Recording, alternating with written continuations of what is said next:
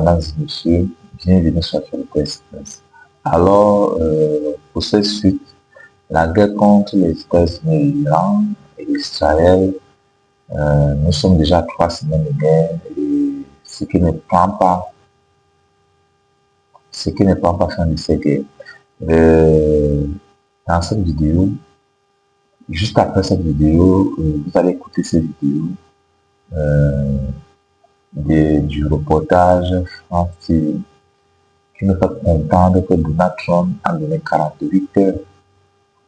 A donné 48 heures à l'Iran de cesser le feu, peut-être de remettre la paix. Au cas contraire, peut-être eux-mêmes, les États-Unis vont les bombarder. Ils ont décidé d'attaquer l'énergie et les pétroles et tout. Dites-moi vraiment ce que vous en pensez en commentaire. Déjà, je vous laisse suivre la vidéo et mentionner ce que vous en pensez. Est-ce que cette guerre, quel est l'impact économique mondial que ça peut répercuter sur nous?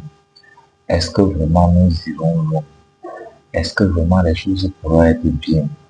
Autant des choses. De toutes les façons, dis-moi ce que vous en pensez. Après avoir écouté la vidéo que je vais mettre là juste après moi. On se revoit à la prochaine. Merci. La réouverture du détroit d'Ormuz passera-t-elle par un blackout? C'est désormais la menace de Donald Trump.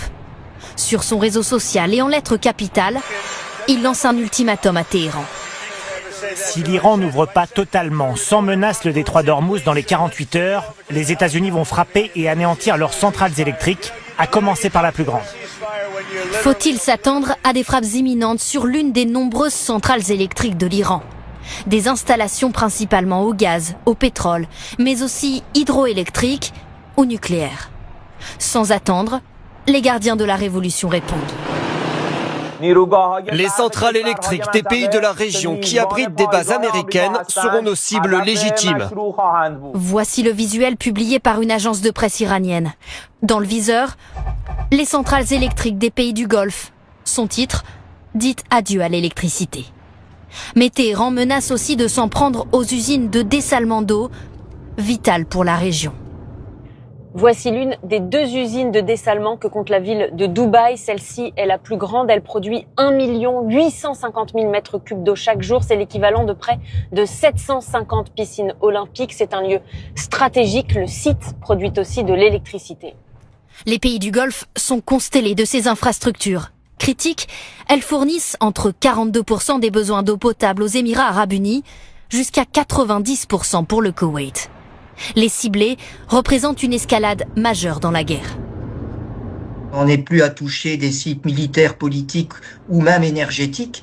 On en est à toucher des cibles civiles. Les usines de dessalement d'eau disposent de réserves pour tenir 2 à 7 jours en cas de mise à l'arrêt.